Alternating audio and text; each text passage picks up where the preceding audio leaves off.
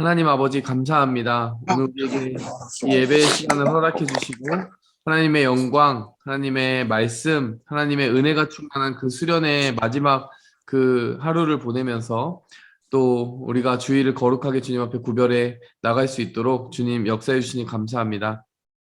이 시간 우리의 몸과 마음을 온전히 받아주셔서 하나님 그 사랑하시는 독생자를 통하여 우리에게 베풀어 주신 그 모든 은혜를 우리에게 부어주시고 또 우리도 역시 그 예수 그리스도의 마음을 품고 세상을 아름답고 복된 축복의 통로로 살아갈 수 있도록 하나님 이 시간 우리를 새롭게 하여 주시고 우리를 깊이 만나 주시옵소서. 하나님 이 예배 모두가 떨어져서 자신만의 공간에서 예배 드리지만 하나님 우리가 연결됨을 누리게 도와주시고 하나님과 또 함께 이렇게 예배 드리는 모든 공동체 한 사람 한 사람이 정말 서로 아끼고 기도하면서 성령 안에 교통함을 누리게 도와주시옵소서. 예수님의 이름으로 기도하였습니다. 아멘.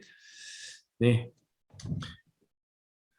네, 이 시간 우리 찬양 한 곡 부르고 갈 텐데요. 네, 우리 찬양 시간을 본당에서 가질 수 없어서 참 아쉽지만 네, 우리 어제 불렀던 찬양 중에 하나 You Are Stronger 찬양 함께 부르고 나아가도록 하겠습니다. 함께 부르겠습니다.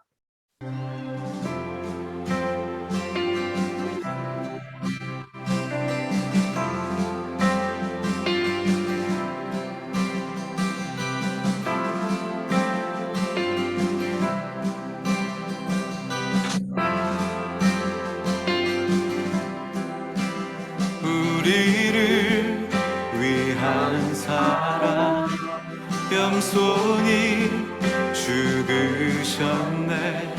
내 수치와 죄 거두신 승리하신 부활의 주.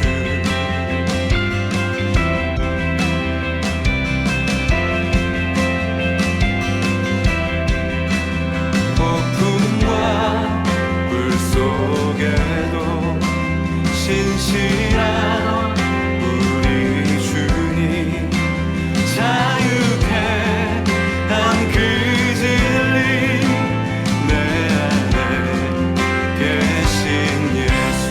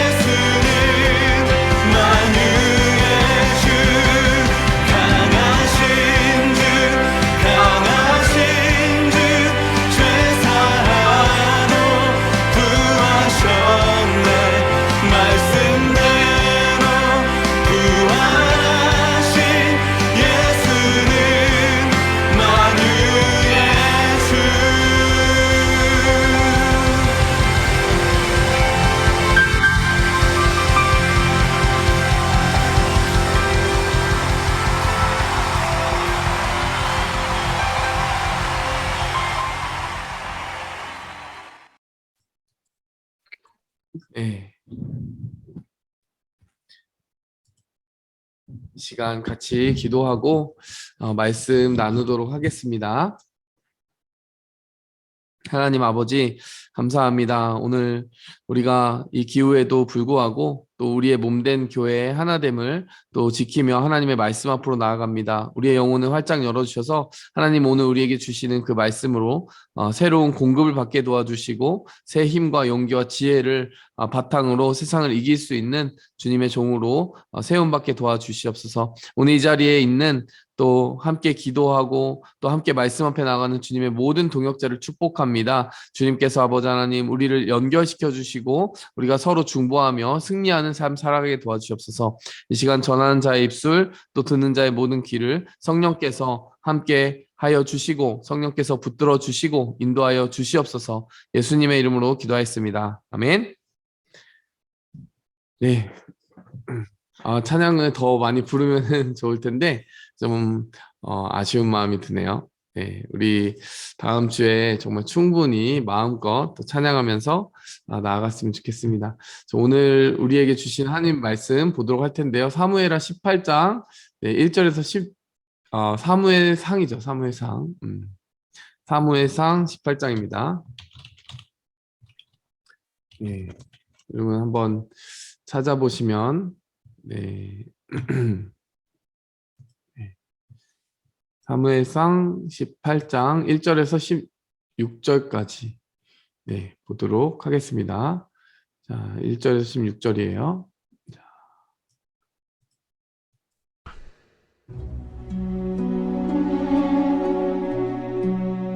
다윗이 사울에게 말하기를 마치매 요나단의 마음이 다윗의 마음과 하나가 되어 요나단이 그를 자기 생명같이 사랑하니라. 그날에 사울은 다윗을 머무르게 하고 그의 아버지의 집으로 다시 돌아가기를 허락하지 아니하였고 요나단은 다윗을 자기 생명같이 사랑하여 더불어 언약을 맺었으며 요나단이 자기가 입었던 겉옷을 벗어 다윗에게 주었고 자기의 군복과 칼과 활과 띠도 그리하였더라. 다윗은 사울이 보내는 곳마다 가서 지혜롭게 행하매 사울이 그를 군대의 장으로 삼았더니 온 백성이 합당히 여겼고 사울의 신하들도 합당히 여겼더라. 무리가 돌아올 때 곧 다윗이 블레셋 사람을 죽이고 돌아올 때 여인들이 이스라엘 모든 성읍에서 나와서 노래하며 춤추며 소고와 경쇠를 가지고 왕 사울을 환영하는데 여인들이 뛰놀며 노래하여 이르되 사울이 죽인 자는 천천히요 다윗은 만만이로다. 사울이 그 말에 불쾌하여 심히 노하여 이르되 다윗에게는 만만을 돌리고 내게는 천천만 돌리니 그가 더 얻을 것이 나라 말고 무엇이냐? 그날후로 사울이 다윗을 주목하였더라. 그 이튿날 하나님께서 부리시는 악령이 사울에게 힘있게 내리매 그가 집안에서 정신없이 떠들어대므로 다윗이 평일과 같이 손으로 수금을 타는데 그때 사울의 손에 창이 있는지라. 그가 스스로 이르기를 내가 다윗을 벽에 박으리라 하고 사울이 그 창을 던졌으니 다윗이 그의 앞에서 2번 피하였더라. 여호와께서 사울을 떠나 다윗과 함께 계심으로 사울이 그를 두려워한지라. 그러므로 사울이 그를 자기 곁에서 떠나게 하고 그를 천부장으로 삼음에 그가 백성 앞에 출입하며 다윗이 그의 모든 일을 지혜롭게 행하니라. 여호와께서 그와 함께 계시니라. 사울은 다윗이 크게 지혜롭게 행함을 보고 그를 두려워하였으나 온 이스라엘과 유다는 다윗을 사랑하였으니 그가 자기들 앞에 출입하기 때문이었더라. 사울이 다윗에게 이르되 내 맏딸 메랍을 내게. 네, 아멘. 네, 오늘 이제 수련의 마지막 날 말씀입니다. 사무엘하 18장 1절에서 16절. 제목은 벽을 디디고 올라서라. 네, 그리고 조금 부제를 제가 달아봤는데요. 벽을 다리로 만드시는 하나님. 여러분, 벽을 뛰어넘는 것도 방법이지만요. 여러분, 어제 제가 말씀 전할 때는 제목에 벽을 디디고 올라서라라고 할 때 그 벽을 스테이지로 만들어주시는 하나님에 대해서 이야기했어요. 근데 오늘은 벽을 다리로 만들어주시는 하나님. 이 관점으로 한번 말씀을 살펴보도록 하겠습니다. 여러분 우리가 그 다윗이 어떤 힘든 싸움을 싸웠는지를 봤습니다. 뭐 엘리야하고도 싸워야 되지만 골리앗하고 그 골리앗이라고 하는 한 번도 마주쳐 보지 못한 적을 마주쳐야 됐었고 전쟁터의 자체를 나가보지 않았는데 정말 그 미지의 적을 맞서 싸워야 됐었고 또 집안에서 인정받지 못하는 그런 편견과 상황과 환경 속에서 너무 열악하게 살아왔던 것도 하나의 넘어서야 되는 벽이었다라고 이야기했어요. 다 그 정말 중요하고 또 어려운 전쟁을 치러가면서 참 힘들었겠다. 다윗이 어려웠겠다. 그런데도 불구하고 참 신나게 하나님을 신뢰하면서 그 긍정적인 기운을 잃지 않고 살아가는 다윗의 그 믿음을 우리가 봤잖아요. 근데 여러분 골리앗보다 여러분 다윗 인생에 가장 어려웠던 적이 누군지 아십니까, 여러분? 오늘 이 본문에 나오는 사울이에요. 여러분 어떤 점에서 골리앗보다 무섭다라고 생각하십니까? 여러분 키는 골리앗이 훨씬 더 크죠. 블레셋이라는 적은 훨씬 더 어떻게 보면은 이스라엘에 있어서 큰 적이었기 때문에 사울 한 사람을 상대하는 것보다 당연히 블레셋이라고 하는 나라를 상대하는 게 상당히 골치 아프고 힘든 거예요. 그러니까 뭐 골리앗보다 사울이 더 어려운 적이었다라고 하는 게 여러분 어떻게 생각이 드실지 모르겠는데 왜 그러냐면 바로 내부의 적이기 때문에 그렇죠. 여러분 골리앗은요 너무 단순한 적 아니에요. 그냥 가서 싸우고 나쁜 놈이네 죽이면 끝나는 거예요. 그 싸움은 골리앗과의 싸움은 상대방을 제압하고 죽이고 저주하면 끝나는 그런 전쟁이라는 점에서 일단 용기를 발휘하면 되는 거지만요. 지금 사울을 마주쳐야 되는 다윗은 굉장히 난감해요. 왜냐면 핸디캡이 있거든요. 사울에게 맞서면 안 돼요. 사울은 우리 편이거든요. 근데 우리 편한테 지금 미움을 받게 되고 질투의 시선을 받게 되고 오해를 받게 되는 거예요. 오늘 이 본문 말씀에서 어떤 결정적인 계기가 있었냐면은 그렇게 골리앗을 죽이고 전쟁의 큰 승리를 맞이하고 왔는데 오는 길에 하필이면은 여기 보세요. 6절에 무리가 돌아올 때 여인들이 네, 이스라엘 모든 성읍에서 나와서 노래하고 춤추고 왕 사울을 환영하는데 자, 여러분 참 재밌어요. 지금 전쟁에 승리하고 왔는데 왕 사울을 환영하고 있잖아요. 근데 왕 사울을 환영한다는 그 노래 제목이 뭡니까? 사울이 죽인 자는 천천히고 다윗은 만만이다. 성경이 약간 유머 감각이 있는 것 같아요. 뭐 왕 사울을 환영하는 게 아니라 사실 다윗을 환영하는 가사에 어울리지 않아요? 환영은 사울을 환영하고 있는데 노래는 다윗을 더 높이는 노래를 들은 거예요. 그러니까 이제 사울이 완전히 부글부글 화가 나게 시작한 거죠. 그러면서 내 나라 말고 그가 더 얻을 것이 무엇이냐. 이렇게 사람들의 인기를 한 몸에 얻는 그가 나중에는 자기의 나라의 권세도 빼앗을지 모른다는 어떤 위협에 이렇게 스스로 처하게 된 거죠. 그 위협감을 느끼게 된 거예요. 그래서 사울이 이때부터 다윗을 죽이려고 해요. 뭐 오늘 본문에 보면은 창을 던지기도 하고요. 또 여기 보면은 13절에 보니까 자기 곁에서 떠나게 해서 천부장으로 삼는다. 천부장으로 삼는 거는 직책을 줘서 보내는 건데 더 좋은 것 아닙니까? 아니에요. 지방으로 보내는 거예요.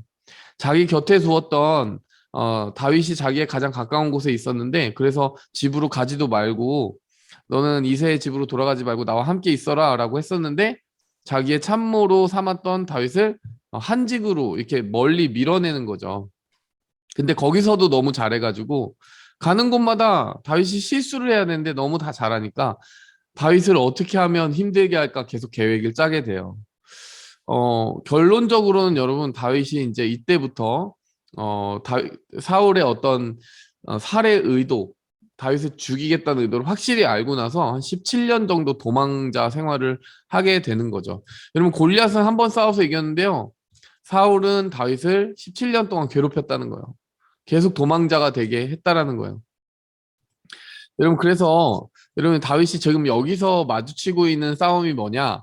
상대방을 제압하고 죽이는 그 손쉬운 싸움이 아니라요. 정말 어려운 싸움인데요. 화평을 이루는 거예요.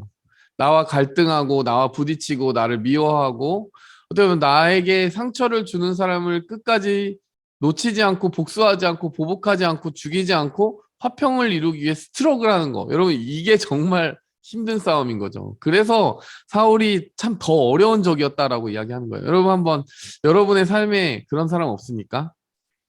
이 사람하고 적이 되는 건 당연히 안 되는 뭐 가족일 수도 있고 여러분의 이제 가까운 사람일 수도 있는데 당연히 적이 아닌데 참 나를 힘들게 해서 용서하는데 굉장히 큰 힘을 기울여야 되는 사람을 가까이 경험하기도 한다는 거죠. 자, 그러면 이 내부의 적을 만날 때에 예, 그것도 우리가 정말 넘어서야 되는 큰 벽이거든요. 골리앗보다 더 어려울 수 있잖아요. 그럼 어떻게 이겨낼 수 있느냐? 자, 사울이라는 내부의 적, 나를 가장 인정하고 세워줘야 되는, 어떻게 보면은 참 나를 칭찬해줘야 되는 사람이 나를 공격할 때 어떻게 해야 되느냐? 자, 첫 번째로요. 여러분 현실을 일단 직시했으면 좋겠어요. 우리가 옳은 일을 한다고 항상 인정받는다는 것은 아니다.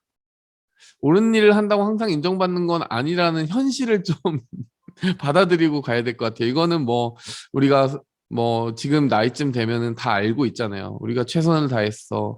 선의를 베풀고 뭐 좋은 동기로 누군가를 대해줘도 항상 그렇게 받아들여지는 게 아니라 미움과 오해를 받기도 하고 질투를 받기도 해요.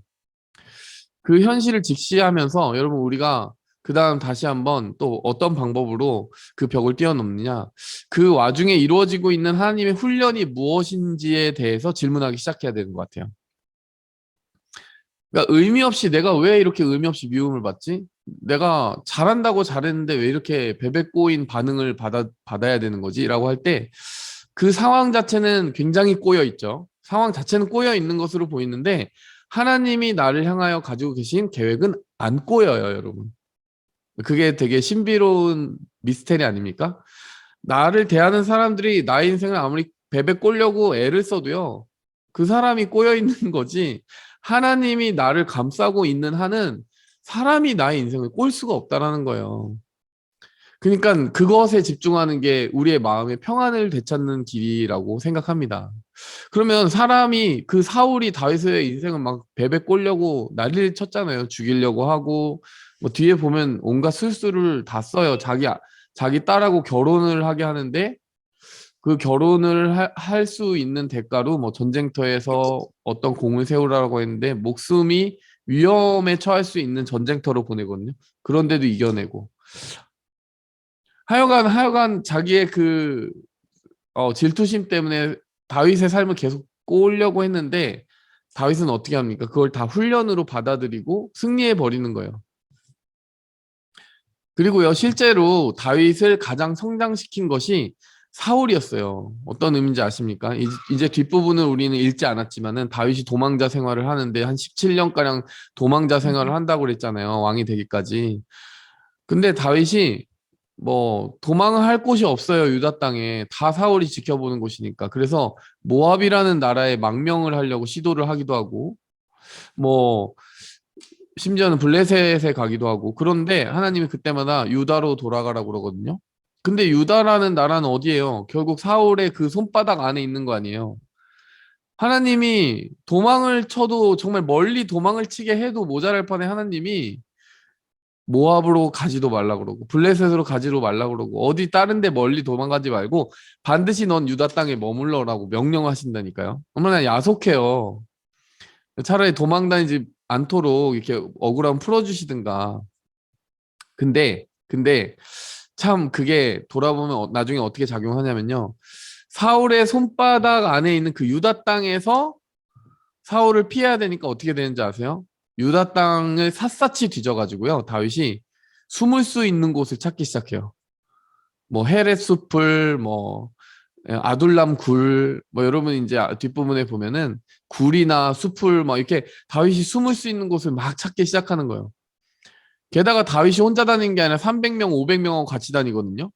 그러니까 얼마나 그들을 다 숨길 수 있는 장소를 잘 찾아야 되겠습니까? 여러분 이게 어떤 훈련인지 아세요, 여러분? 그게 군사훈련이에요.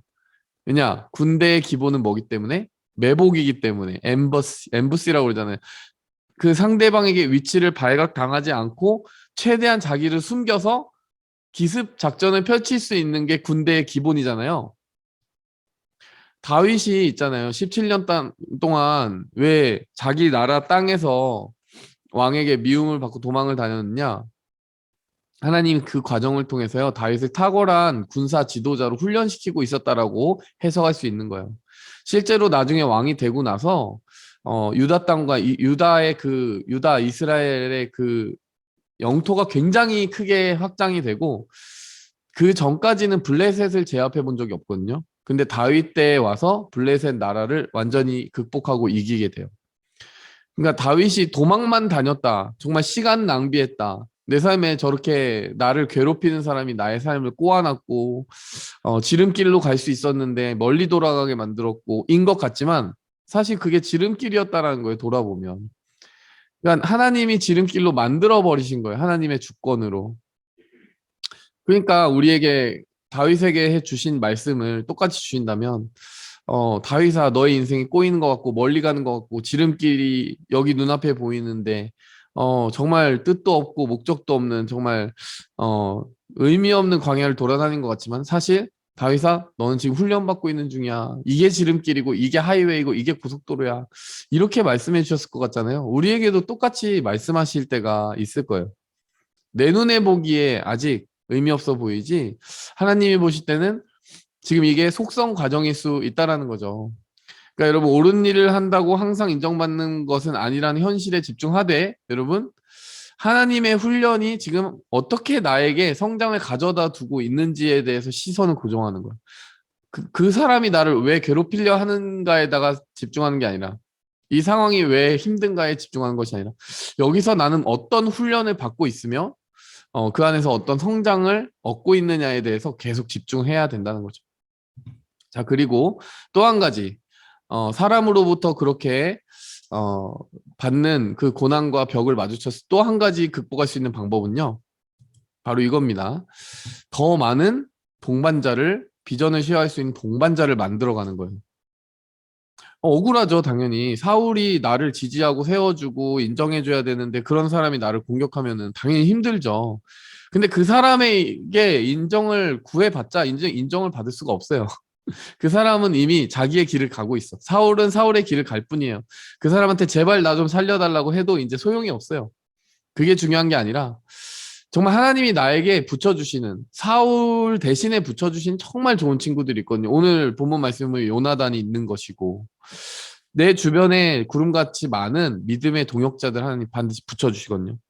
그 사람들로부터 받는 힘을 바탕으로 내 삶에 정말 독이 되는 관계들이 나를 힘 빠지게 할 때마다 그 더 많은 힘을 주는 사람들과 함께 그 싸움을 싸워나가면 되는 거죠. 자, 다윗이 어떤 사람들로부터 힘을 받았느냐. 다윗을 좋아하는 사람들이 굉장히 많아요. 요나단이죠. 1번 요나단. 근데 요나단만 있습니까? 6절에 보니까 뭐 이 이스라엘의 여인들이 그 승전고를 이제 승리를 거두고 돌아오는 군대를 막 환영할 때 다윗을 위하여 이렇게 환영하는 노래를 부르잖아요. 그렇죠? 뿐만 아니라 5절에 보면요. 자, 여기 보면은 사울이 다윗을 여기저기로 보냈는데요. 이 5절에 가는 곳마다 지혜롭게 행하니 온 백성이 합당히 여기고 사울의 신하들도 합당히 여겼더라. 다윗이 하나님의 마음으로 행동하는 것 사울은 몰라줬어도요. 알아주는 사람이 있었다라는 거죠. 그렇죠? 자, 20절 나중에 뒷부분에 보면은 사울의 딸 미갈이 다윗을 사랑하였다라고 하고 그리고 나중에 이 미갈이 다윗을 지켜주고 다윗의 목숨을 위협하는 사울의 소나기에서 다윗이 벗어날 수 있도록 구출 작전을 펼쳐주기도 해요.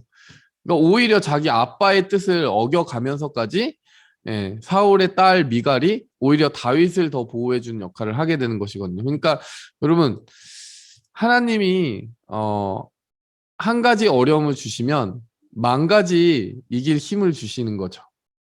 아, 나한테 하나님 이 사람 너무 힘들어요. 가시 같아요. 그런데요, 하나님이 내 주변에 돌아보면 대신에 그 어려움을 같이 돌파할 수 있는 함께 기도할 수 있는 동역자 많이 붙여주신다는 거예요. 그래서 여러분 그 과정에서 어떤 걸 먼저 해야 되는 거예요? 그 동역자들과의 관계 속에서 함께 기도할 수 있는 그 힘을 비축하는 거예요. 그리고 함께 기도하자는 끈을 만들어 놓는 거예요. 아니면 믿음 좋은 사람이 있다 정도로 끝나는 게 아니라 그 사람과 함께 기도할 수 있도록 여러분 기도를 동원해야 돼요. 수련회를 왜 하는 겁니까? 같이 기도할 수 있는 사람들과의 끈을 만드는 거예요. 여러분 주변에 그렇게 좋은 하나님의 사람들이 있는지 아셨어요? 알죠, 여러분. 알죠. 같이 예배 드리는 공간에서 늘 얼굴은 보고 살았죠. 그런데 같이 예배 드리고 나서 또 말씀 나누면서 한 테이블에 둘러 앉아서 묵상하고 나누고 해보니까 이제 정말 서로 위해 기도할 수 있는 동역자가 되는 거잖아요. 그렇죠? 그래서 그냥 내 옆에 믿음 좋은 사람들이 있다로 만족하지 마시고 그 사람을 정말 나에게 붙여준 사람으로 여기고 같이 기도할 수 있는 동역자로 빚어갈 수 있고 세워갈 수 있고 나에게 가까이 붙들 수 있는 그런 흡인력 있는 관계를 만들어 갔으면 좋겠어요. 다윗이 그런 인생을 살았던 거죠. 그러면 다윗은 왜 가는 곳마다 사람들이 이렇게 좋아할 수 있었을까라고 생각을 해보면 요나단은 왜 좋아했냐면요. 자기와 너무 닮은 사람이었기 때문에 그래요. 어떤 점에서 닮았냐면 요나단이 사무엘상 14장에 보면은 어, 여호와의 승리는 숫자의 많고 적음에 달려 있지 않다 하면서 자기와 또 자기의 종과 함께 블레셋을 향해 달려가는 장면이 있거든요. 정말 순수한 동기로 하나님의 나라를 사랑하는 사람의 눈에는 그 순수한 동기로 살아가는 사람이 보이는 거죠. 요나단이 그런 사람이었기 때문에 다윗이 골리앗을 향해서 맞서 싸우는 걸 보고 너무 큰 임프레션을 받은 거예요. 저 사람은 나와 소울메이트다. 정말 같은 곳을 바라보고 있구나. 이걸 느낀 거죠. 여러분, 그러니까 어떻게 하면 하나님의 사람들과 같이 관계를 맺을 수 있냐? 내가 하나님의 사람으로 확실히 서는 거죠. 내가 순수한 동기로 살아가고 있으면 그런 사람들이 자석과 같이 이렇게 붙게 돼 있어요. 근데 내가 세상의 가치관과 세속의 가치관으로 살면 여러분 어떤 사람이 가까이 오겠습니까? 그런 사람이 가까이 오는 거죠. 그러니까 내가 하나님의 사람이 볼 때 정말 귀하다라고 여길 수 있는 삶을 살면 하나님이 얼마나 많이 붙여주시겠냐는 거예요. 또 한 가지. 여러분, 다윗은 경청하는 사람이었다라는 것을 알 수 있어요. 여러분 14절에 보니까요. 다윗은 그 모든 일을 지혜롭게 행하였다라고 이야기를 하는데 또 중요한 표현이 한 가지 등장하거든요. 온 이스라엘과 유다는 다윗을 사랑하였으니 그가 자기들 앞에 출입하기 때문이었다. 여러분 이 출입한다라는 말이 어떤 의미를 가지고 있냐? 영어로 보면은 because he went out and came in before them. 들어가고 나가고 했기 때문이다. 단순한 의미는 이렇게 기록이 되어 있는데요.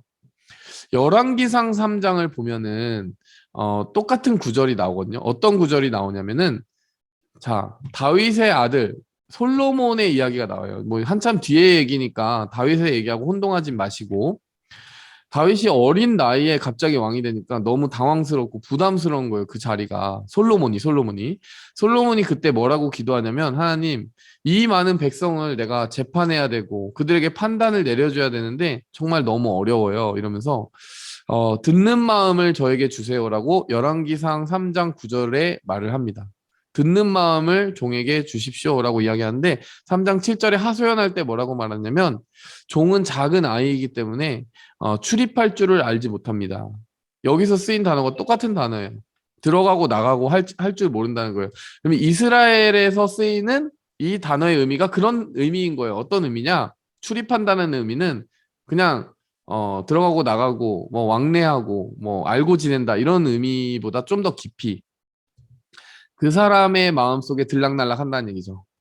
뭐 어디를 들락날락 하겠습니까? 마음속으로 들락날락 한다는 거죠.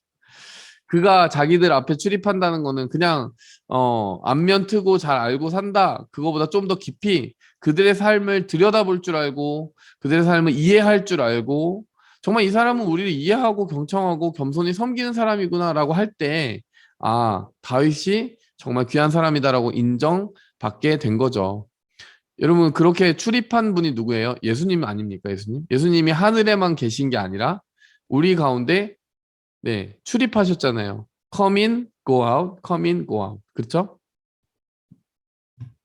우리가 하나님의 사람들과 하나님이 정말 우리에게 인생의 싸움을 이기게 해주시는 사람들을 붙여주시는데 어떻게 하라고요? 그러니까 내가 하나님의 사람이 되는 것 그리고 내가 하나님의 사람처럼 경청할 줄 아는 사람 정말 누군가를 존경하는 마음으로 섬기는 마음으로 잘 들여다보고 섬기고 들어줄 줄 아는 삶을 사는 것이죠. 또 한 가지는 그 다윗이 굉장히 입이 무거운 사람이었던 것을 우리는 볼 수 있어요. 사실 여기서 보면 다윗의 삶에서 조금 이상한 게 뭐가 있냐면 지금 다윗이 사울로부터 거의 죽을 뻔했잖아요. 창으로 꽂아 죽이려고 했어요. 여러분 이건 작은 일입니까? 큰 일입니까?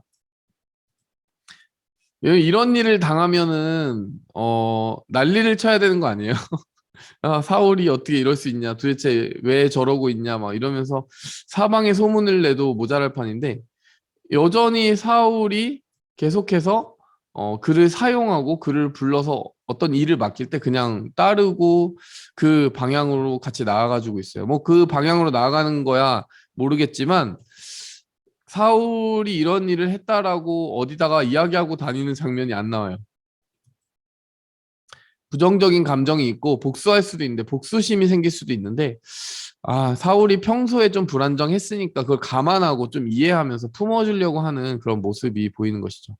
여러분, 그래서 하나님이 우리에게 어떤 사람을 붙여주실 때 우리가 더 크게 많은 품으로 사람들을 품으려면 바로 그런 무거운 입술을 가지고 어떻게 보면 사람의 허물과 약점을 봤을 때 확 밀어내는 게 아니라요. 아, 됐어. 이 사람은 뭐 이런 사람이야. 너무 빨리 판단을 내리게 되는 것이 아니라 조금 더 지켜보는 거예요. 조금 더 살펴보는 거예요. 그래서 그 사람의 여러 그 입체적인 모습이 보일 때까지 기다려 주는 거예요. 근데 사실 우리가 나이 먹으면서 그게 잘 안 돼요. 나이를 먹어갈수록 어떻게 됩니까? 똥꼬집이 생기죠. 아, 그건 뭐 좀 살아봤다고. 좀 살아봤고, 사람 겪어봐서, 이제 이런 말 하기 시작하죠. 아, 내가 좀 사람 좀 안다. 내가 많이 겪어봤다. 이런 놈은 이런 놈이다. 저런 놈은 저런 놈이고. 뭐 이러면서 판단이 빨라진단 말이에요. 근데 그게, 정말 실제로 직관력이 생겨서 그런 걸 수도 있지만, 실제 굉장히 위험할 수 있다는 거예요. 우리의 판단이 맞더라도 사실 좀 기다려줄 필요도 있어요. 우리 자신에게도 우리는 굉장히 기다려주듯이, 그쵸? 자, 그렇게 우리가 품고 경청하고 누군가의 삶에 정말 진정으로 관심을 기울일 수 있다면, 여러분, 우리에게 하나님이 많은 사람들을 붙여줬을 때 정말 기도하는 끈끈한 동역자의 관계를 이제 세워갈 수 있는 것이죠. 자, 이렇게 정리를 해보니까 여러분, 내부의 적을 만났을 때 가장 인정해주고 세워줘야 할 사람으로부터 어떤 공격을 받고 상처를 받을 때 우리는 옳은 일을 한다고 항상 인정받는 게 현실이 아니라는 것을 냉정하게 생각하면서 하나님이 나를 어디서 무엇을 위해 이 훈련을 시키시는지에 대해서 생각하고 집중하되, 또 하나님이 한 사람 뺏어가시면 10사람 붙여주시는 분이다. 예, 그렇게 더 많은 사람을 주셔서 힘을 북돋아 주시는 분이기 때문에 내 주변에 누구를 두셨지? 계속 눈을 크게 뜨고 보고 그 사람과 정말 기도의 관계로 맺어지기 위해 애쓰고 이니셔티브를 가지고 그 관계를 만들어주는 그런 적극적인 자세로 나아갔으면 좋겠다라는 거죠. 여러분, 두 번째로 사울에게 눈을 돌려볼게요. 사울 같은 경우는 여러분 뭐 다윗에게는 그런 벽이, 사울이 벽이었지만 사울도 자기의 벽이 있었다는 거 아세요? 사울이 벽이 있었다. 여러분, 사울에게는 어떤 벽이 있었습니까? 사울에게는 자기 자신이 벽이죠. 자기 자신이 벽 아닙니까? 7절에 보니까 별것 아닌 걸로 이렇게 기분이 나빠하는 거예요. 노래 한마디 할 수 있잖아요. 실제 다윗이 이렇게 잘해서 그랬으면은. 근데 다윗을 이렇게 주목했다. 뭡니까? 너 내가 지켜보고 있다. 뭐 이렇게 속으로 생각을 하게 되고 오해하게 되고 막 질투하게 되는 거예요. 근데 여러분, 사울 입장에서요, 굉장히 이건 손해가 많아요. 왜 그렇습니까? 다윗만큼 순수한 열정을 가지고 자기를 지켜주고 섬기는 그런 부하가 없을 거거든요, 앞으로. 제가 한번 질문해 볼게요. 사울은 사람 복이 많다, 적다? 이거 많다고 생각하는 분 엄지척 이모티콘 한번 부탁드립니다. 인터랙티브하게. 예. 많다고 생각하시는 분은 현수 형제, 그리고 우리 세미킴, 지영자매, 네, 네, 우리 초이 자매. 다른 분들은 아니시는가요? 뭐 내리는 것도 있나? 여러분, 사울은 사람 복 되게 많아요. 왜 그런지 아십니까? 아들이 무려 요나단이야. 예, 그 착한 아들 요나단. 예, 그리고 자기 부하는 누구야? 다윗. 사람 복이 많은데요. 이 사람 특징이 뭔지 아세요? 좋은 사람들을 자기 발로 막 차요. 막. 나중에 뒷부분에 보면 요나단한테 이 폐영무도한 뭐 그런 굉장히 상소리를 하면서 폐영무도한 여인의 뭐 자식아 막 이러면서 자기 아들한테 막 그렇게 욕을 해요. 예, 막 다윗을 끼고 돈다고 생각을 하니까 자기 아들까지도 막 오해하고. 이게 어떤 지금 패턴을 보여주냐면 사람들을 하나님이 진짜 많이 붙여주신 거예요. 사울한테 좋은 사람을. 근데 사울 자신의 마음속에 벽이 세워져 있으니까 그 좋은 사람들이 좋게 안 보이는 거예요. 계속 미워하는 대상으로만 보이는 거예요. 그래서 뒷부분에 어이없는 우리 퀴즈에도 나왔지만 되게 어이없는 말 있잖아요. 모든 일을 다윗이 지혜롭게 행하는데 사울은 그걸 보고 두려워해. 그렇지 않습니까? 왜 그렇습니까? 하나님이 함께 하시는 증거였기 때문에 자기는 하나님하고 가깝지 않은데 다윗이 더 가까우니까 다윗이 이렇게 지혜롭게 행동하는 걸 보고 아, 참 잘한다. 그래, 네가 그렇게 하니까 힘이 된다. 이렇게 하는 게 아니라 오히려 그걸 보고 두려워하는 거죠. 그러니까 여러분, 사람 복이 없어서 복이 없는 게 아니라 사람 복을 주셨는데 자기가 발로 차서 사람 복을 다 내보내는 사람이 사울이었다는 거예요. 여러분, 이런 벽을 마음속에 세우면 안 돼요.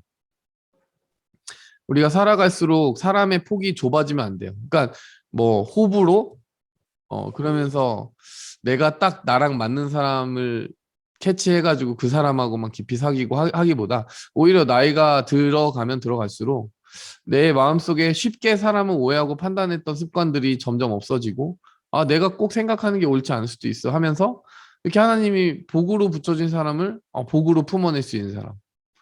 그러니까 사울처럼 그렇게 자기 내면에 스스로 벽을 만들어서 한계를 만들어버리는 실수는 하지 말자는 거죠. 자, 그렇게 사울을 한번 살펴봅니다. 그래서 우리 마음속에 있는 벽이 혹시 있다면 그걸 점검하는 것, 그리고 그것을 뛰어넘는 것도 여러분 사람으로 말미암는 벽을 해결하는 중요한 열쇠라는 것을 생각해야 돼요. 네, 벽은 저놈에게만 있는 게 아니라 나놈이 내가 벽일 수도 있는 거예요. 네, 그렇죠? 네, 그 벽을 스스로 솎아내자. 네. 마지막으로 요나단에게 좀 집중을 해볼까요? 하나님이요, 벽을 뛰어넘게 하실 때 다윗에게 선물로 주신 게 요나단이었어요. 그럼 요나단은 어떤 사람이냐? 모든 면에서 이제 사울과 반대가 되는 거예요. 그렇죠? 다윗이 하나님을 사랑하고 하나님과 가까이 하고 지혜롭게 살아가는 모습을 봤을 때 사울은 두려워했는데 요나단은 막 너무 축하해주고 기뻐하는 겁니다. 요나단이 어떻게 했어요? 요나단이 여기 보면요, 자기 생명처럼 사랑했다. 이 1절에 보니까 생명처럼 사랑했다.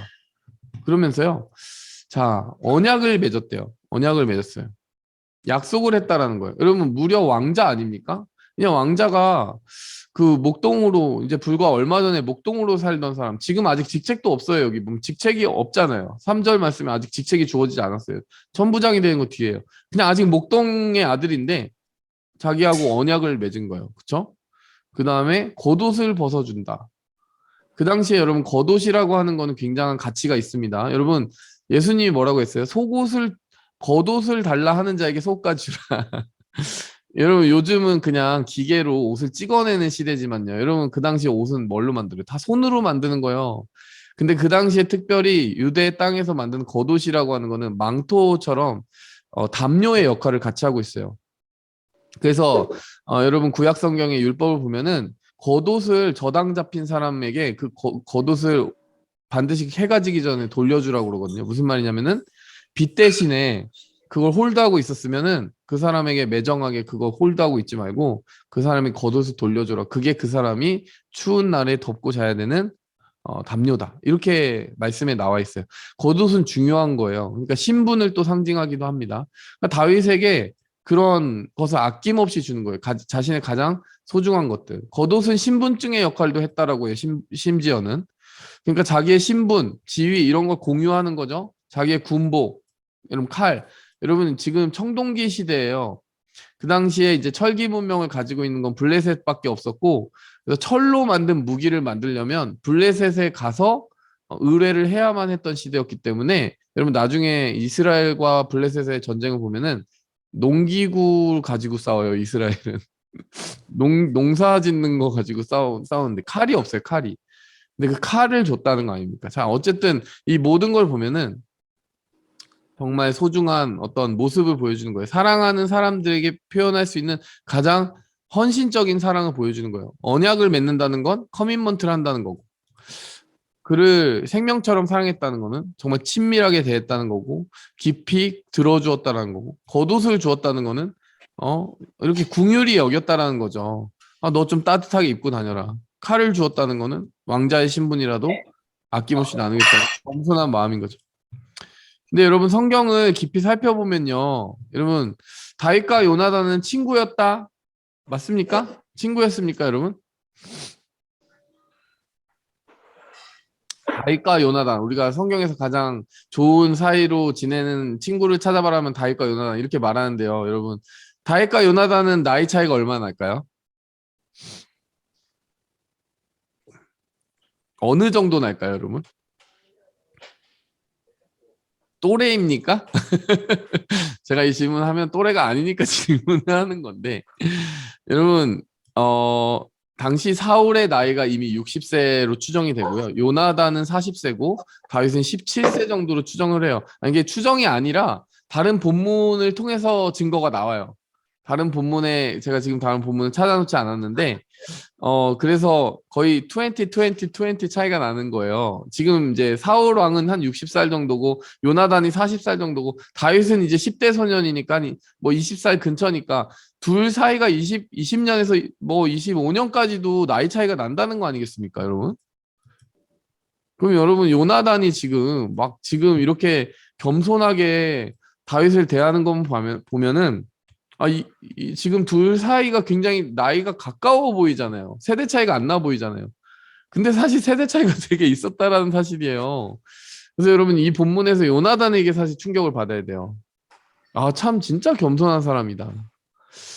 꼰대같이 행동을 안 하는 거예요. 그러니까 눈높이를 낮춰가지고 정말 이런 사람을 뭐라고 한다? 좋은 어른이라고 하는 거죠. 그렇지 않습니까? 아, 참, 이 사람 다윗이라는 젊은이를 봤는데 너무 키워주고 싶다. 예, 너무 내가 축복해주고 싶고, 내가 왕자지만은 나중에 요나단은 심지어 하나님이 너에게 왕위를 주실 것을 안다. 뭐 이렇게까지 말하니까 얼마나 질투도 없어요, 질투도. 요나단은. 정말 충격적인 겸손인 것입니다, 여러분. 다윗에게 그 요나단과 같이 충격적인 사랑을 베풀 수 있는 멘토 겸 친구인 요나단을 주셨기 때문에 사실 사울이라고 하는 어마어마한 적의 위협으로부터 여러 번 벗어날 수 있게 해주신 거죠, 사실은. 그렇지 않습니까? 비전을 쉐어하는 사람이 주는 힘이란 건 그런 것이고요. 다르게 또 적용해보면 우리는 어떤 사람이 돼야 된다? 네, 요나단과 같이 좋은 어른이 돼야 된다. 네. 그리고 더 나아가서요, 여러분 하나님이 바라보시는 하나님의 나라의 비전에는 세대 차이가 없다.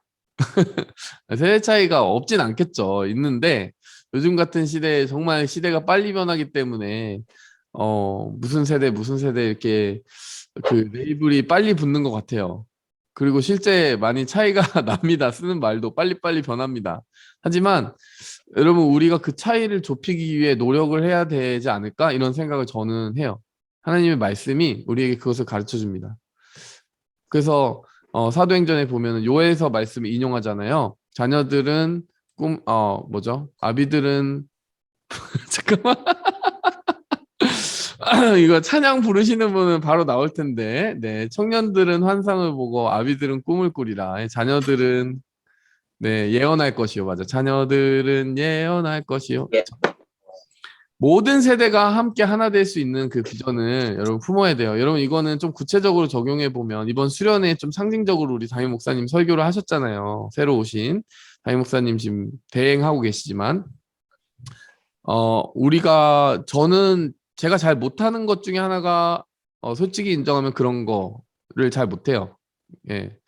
이렇게 연결해서 좀 나이 많으신 어른들하고 잘 이렇게 연결 지어주는 역할을 제가 잘 못했던 것 같아요. 근데 교회는 정말 그게 간절히 필요하다. 왜냐면은 한 세대가 막 불같이 일어나고 하나님의 일들을 감당했는데 그 모든 스토리와 간증과 어떤 하나님의 놀라운 일들이 그 다음으로 전달이 안 되고 싹 사라져 버리는 일들이 생각보다 많아요. 되게 아쉬운 거거든요. 근데 뭔가 우리가 앉아서 이야기를 들어보면 굉장히 많은 지혜와 또 믿음을 공급받을 수 있는 분들이 또 그런 분들이에요. 그래서 사실 우리가 뭐 문화가 조금 틀린 것 같고 뭐 경험과 배경이 틀린 것 같아서 대화가 어렵다 이게 아니라 그게 다를수록 좋은 거 아니냐? 이런 생각이 드는 거죠.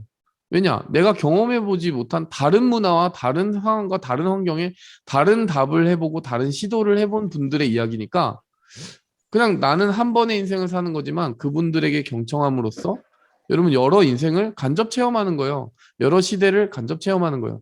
그래서 역사 공부하는 거 아닙니까? 근데 우리가 역사 책도 공부하는데 역사를 책으로 배울 게 아니라 사람으로부터 배워보자.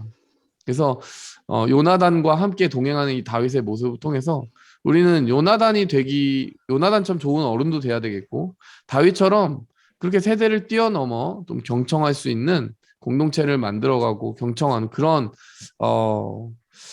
다리 놓는 그 다리를 만들고 잘 지키는 모습도 좀 배워볼 필요가 있다는 생각이 들어요. 자, 오늘 이 본문 말씀도 곰곰이 살펴보면은 굉장히 좋은 인사이트들을 많이 주고 우리에게 믿음의 지혜를 많이 줍니다. 말씀을 맺고 요약을 하자면요. 여러분 지금 다윗은 골리앗보다 더 무서운 시험을 당하고 있어요. 나를 지켜줘야 될 사람이 나를 위협해요. 그러니까 사람 관계로부터 오는 시험. 여러분 관계로부터 오는 시험이 제일 힘들잖아요. 그렇죠? 근데 하나님이 관계로부터 오는 시험은 무엇으로 이기게 하신다? 관계로부터 받는 힘으로 이기게 하신다. 그래서 여러분이 괴로울 때 여러분의 인생에 사울이 찾아온다. 정말 핸디캡 가지고 내가 죽일 수도 없고 골리앗처럼 죽일 수도 없고 같이 살아야 되는데 정말 날 힘들게 하는 사람이 있다. 그러면요. 여러분의 요나단도 찾고 여러분에게 주변에 하나님 붙여주신 많은 그 이스라엘 사람들도 찾고 여러분의 가치를 인정해주고 위해서 기도할 수 있는 기도의 동역자도 찾고 이렇게 여러분의 그 사람의 넓이를 키워갔으면 좋겠어요.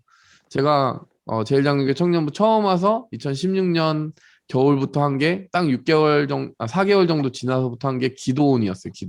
기도 모임. 그게 정말 중요하다는 걸 알았기 때문에 그냥 대화하는 정도의 깊이가 아니라 기도의 끈으로 맺어진 사람들을 많이 찾았으면 좋겠고 그 사람들과는 세대를 초월해서 여러분들이 교제할 수 있는 그런 폭을 우리가 가졌으면 좋겠어요. 우리 수련회를 통해서 이게 마지막으로 우리가 마음에 새기고 갔으면 하는 그런 은혜입니다. 마지막으로 기도하고 나아가도록 하겠습니다. 하나님 아버지, 사울이라는 적을 만났을 때 하나님은 요나단이라는 다리를 통해 그 벽을 타고 넘어가게 하셨습니다. 요나단뿐만이 아니라 다윗의 주변에는 하나님이 정말 다윗의 삶 속에 이루시는 그 일들의 가치를 발견하고 지지해주고 중보기도 해주는 많은 사람들이 함께했습니다.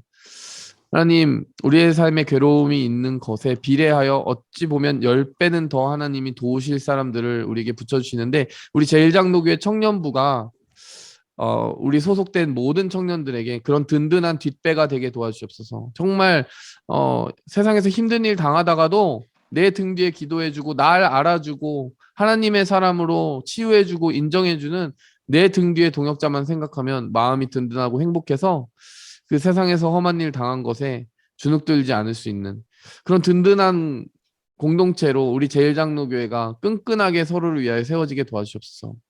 더 나아가 사울과 같이 그 많은 사람 복을 주었는데 자기 발로 뻥뻥 차버리는 그런 어리석음에 빠지지 않게 도와주시고 오히려 요나단과 같이 나이 많다고 꼰대짓 하지 않고 정말 다윗과 같이 세대 차이 난다고 뭐 요나단을 밀어내지 않고 서로 정말 협력하여 함께 마음을 합할 수 있는 그런 세대를 초월한 관계를 만들고 또 겸손한 섬김으로 나아가는 우리 모두가 되게 하여 주시고 청년부가 되게 하시고 또 제일장로교회가 되게 하여 주시옵소서.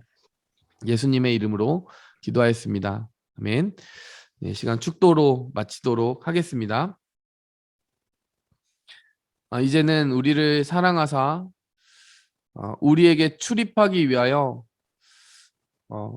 이 땅에 내려오신 예수 그리스도의 그 겸손하신 사랑과 또 우리를 자신의 독생자의 피로 사서 하나님의 나라의 자녀 삼아 주신 하나님 아버지의 그 크신 사랑의 계획과 오늘도 그 모든 계획을 이루어 가기 위해 우리 주변에 좋은 사람들을 붙여주시고 그들과 하나 되게 하시는 성령님의 감화 감동 축복하시는 애가 이 시간 성령의 하나 되게 하심을 힘써 지키고 살아가기 원하는 주의 모든 백성들의 삶과 우리 제일장로교회 공동체와 제일장로교회 전체에 그 은혜가 함께 계실지어다.